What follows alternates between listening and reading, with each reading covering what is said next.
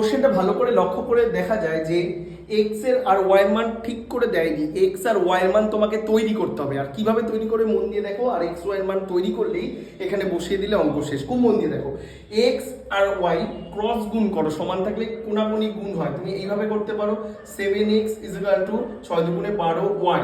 আরেকটা জিনিস আমি আগেও বলেছিলাম আমার ভিডিওতে, x = y = কত হয়, ঘুরে যায়, অনুপাত ঘুরে যায়, তো অর্থাৎ 12:7, অর্থাৎ x = y 12:7 যদি হয় এখানে বসিয়ে দাও। 12 থেকে 7 মান, অর্থাৎ x এর মান 12, y এর মান 7। আমরা বলতেই পারি x এর মান 12, y এর মান 7।